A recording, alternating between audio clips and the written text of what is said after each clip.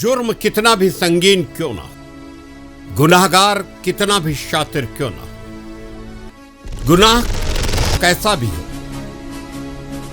कहीं भी हो, हर गुनाह बोलता जरूर है, क्योंकि गुनाह अपनी गवाही खुद देता है। इसलिए आप देखते रहिए शकील साजिद के साथ गुनाह बोलता है।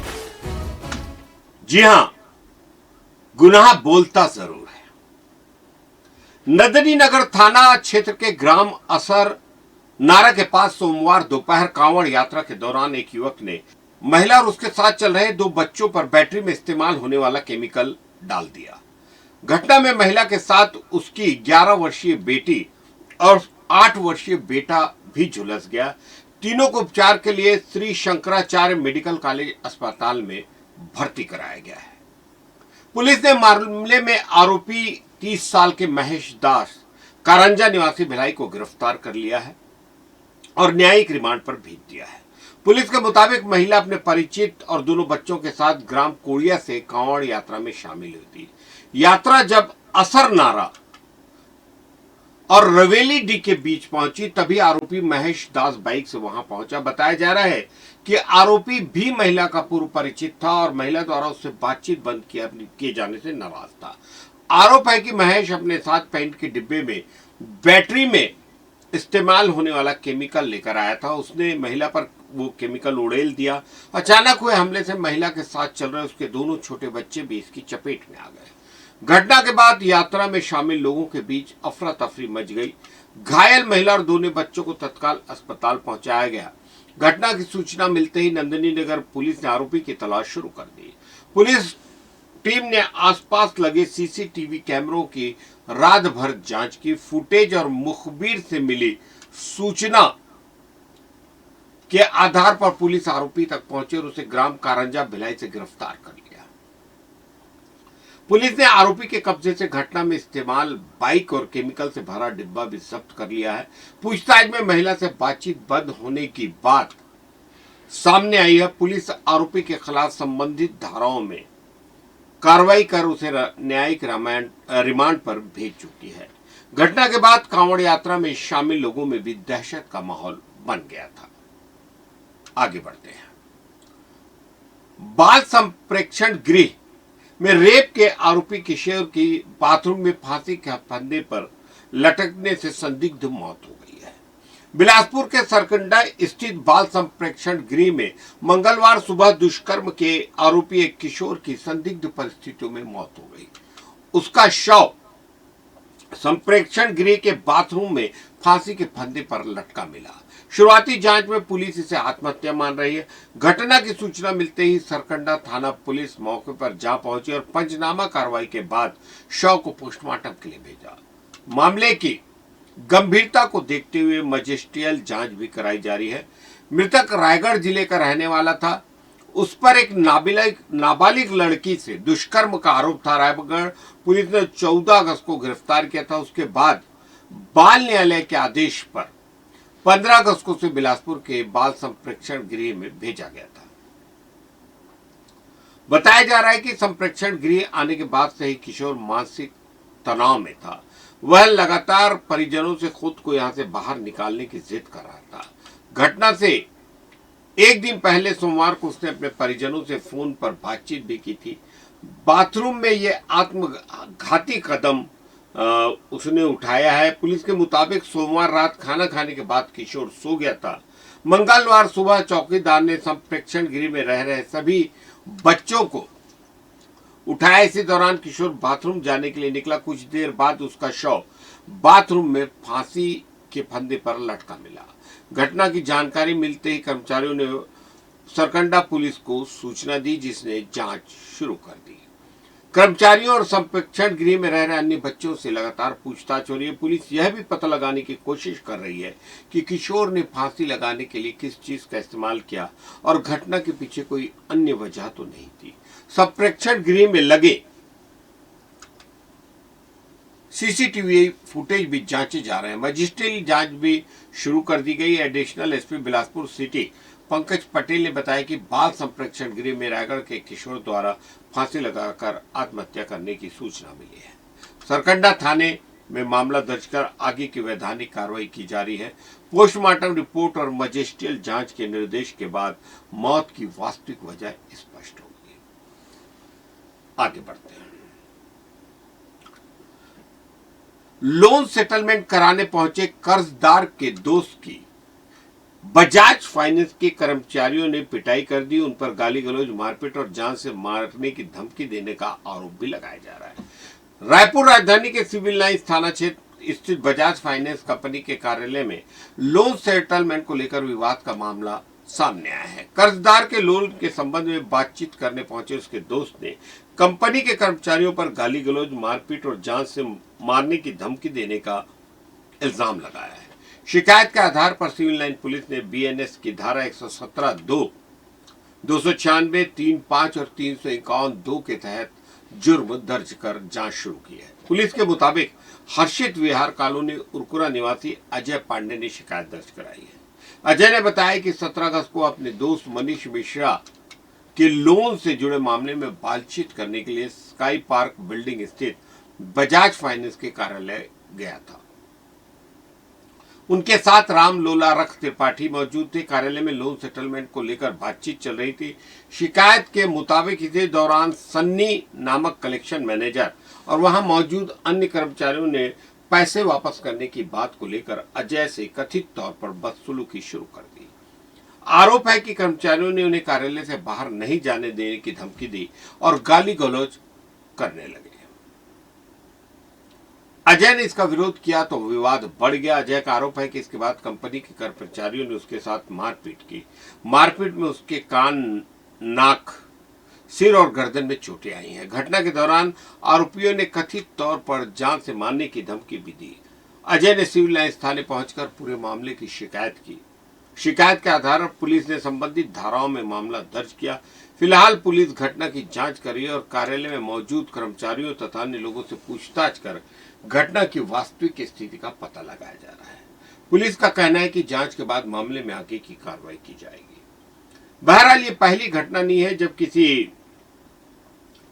लोन सेटलमेंट के लिए बाउंसरों का और दबंग लोगों का इस्तेमाल नहीं किया जाता है और अगर किसी कारणवश एक या दो चूक हो जाती है किसी लोन लेने वाले से अपने किस्त चुकाने में, तो उनसे दुर्व्यवहार की लगातार इस तरह की शिकायतें प्रशासन के सामने आती हैं और प्रशासन ने अभी तक इस पर क्या एक्शन लिया है ये कहना मुश्किल है, लेकिन बहुत सारी जो घटनाएं हैं उन पे एक्शन नहीं हुआ है। बहरहाल आगे बढ़ते हैं।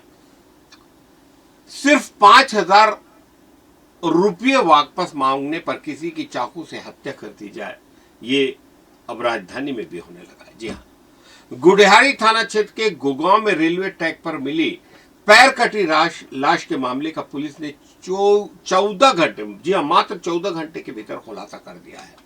मृतक की पहचान छोटा अशोकनगर निवासी प्रीतम साहू पिता शिव कुमार साहू 19 साल के रूप में हुई। पुलिस जांच में सामने आया कि प्रीतम की हत्या उधार दिए गए 5,000 रुपये उसके द्वारा वापस मांगने पर की गई थी।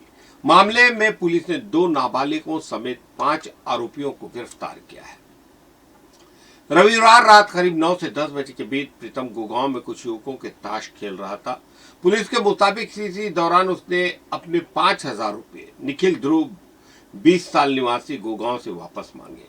निखिल ने तत्काल रुपये नहीं होने की बात कहते हुए एटीएम से पैसे निकालकर देने का भरोसा दिलाया। इसके बाद वह प्रीतम को अपने साथ लेकर चला गया। पुलिस के मुताबिक निखिल और उसके साथी दीपक साहू 22 साल निवासी सीतानगर कबीर नगर, नितिन प्रधान उर्फ सोम 21 साल निवासी ठाकरे चौक रामकुंड आजाद चौक तथा 2 नाबालिग प्रीतम को रेलवे अंडरब्रिज के पास ले गए। वहां 5 ने मिलकर उस पर चाकू से ताबड़तोड़ हमला कर दिया। गंभीर चोट लगने से प्रीतम की मौके पर ही मौत हो गई। हत्या के बाद आरोपियों ने शव को रेलवे ट्रैक पर फेंक दिया और वहां से रेलवे स्टेशन पहुंचकर ट्रेन में बैठकर टिटला कर चले गए। सोमवार रात आरोपी वापस रायपुर लौट रहे। इसी दौरान पुलिस ने घेराबंदी कर सभी को पकड़ लिया। पूछताछ में आरोपियों ने हत्या की बात स्वीकार कर ली। पुलिस ने वारदात में इस्तेमाल चाकू समेत अन्य साक्ष्य जुटाए हैं। जांच के दौरान पुलिस को गुगांव क्षेत्र में रात के समय कबीर नगर, रामकुंड और गुड़ियारी इलाके के नशेड़ियों, जियारियों और संदिग्ध लोगों की जमावड़े की जानकारी मिली है। कबीर नगर, रामकुंड, गुड़ियारी और वहां गुगांव के आसपास के तमाम लोग इन नशेड़ियों, जुआरियों और संदिग्ध लोगों के से काफी परेशान है। उनका कहना है कि बहुत बार उन्होंने इसकी शिकायत भी की है, लेकिन पता नहीं वो लोग डर के शायद सामने नहीं आते, क्योंकि पुलिस भी किसी भी प्रकार का कोई एक्शन अभी तक गंभीरता से इन नशेड़ियों, जुआड़ियों और संदिग्ध लोगों के जमावड़े पर नहीं लिया है। बहरहाल पुलिस अब इस गतिविधि पर नजर रख रही है, ऐसा कहा जाना है, लेकिन कमिश्नर ऑफ पुलिस कमिश्नरेट बनने के बाद इस तरह की लगातार गतिविधियां उस खास इलाके में जारी हैं। इससे अपराध बढ़ रहे हैं और लोगों में दहशत का माहौल बढ़ता जा रहा है। इस पर बहुत जल्द ध्यान देने की जरूरत है और मुझे पूरी उम्मीद है कि संवेदनशील पुलिस प्रशासन बहुत जल्द इस इलाके के लोगों की दहशत को दूर करेगा। बहरहाल आगे बढ़ते हैं अगले गुनाह की ओर।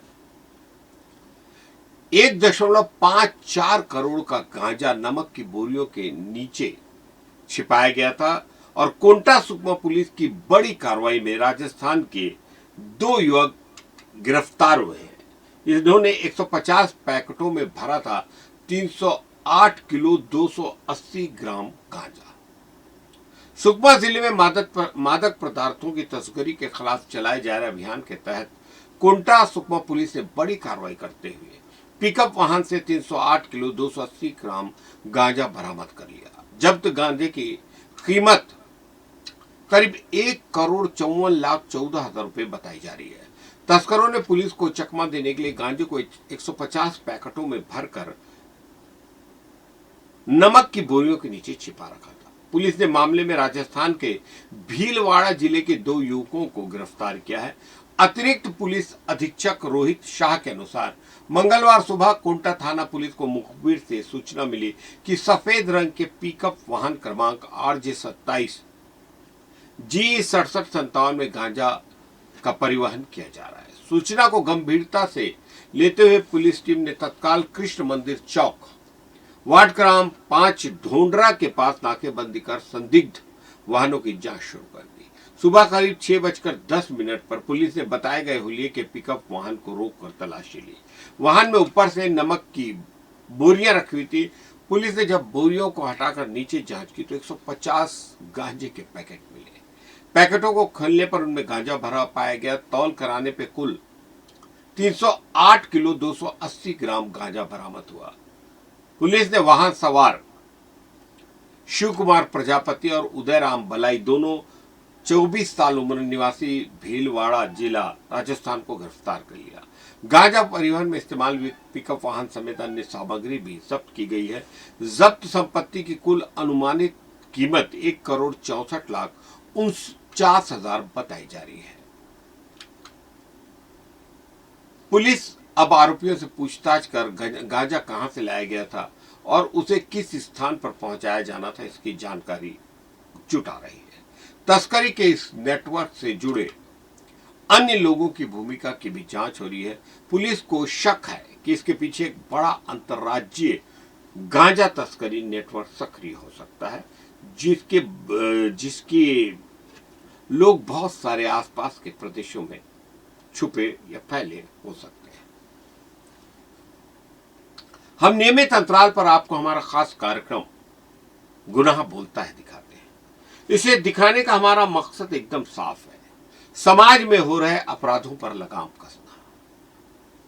क्योंकि हम समझते हैं कि अगर हम सावधान रहें, अपने आसपास चौकन्ने रहें, सतर्कता बरतें, तो आसपास के संदिग्ध गतिविधियों पर नजर बनाए रखें, आसपास हो रहे संदिग्ध गुनाहों की आहट को पहचाने, तो समाज में गुनाहों को कुछ कम किया जा सकता है।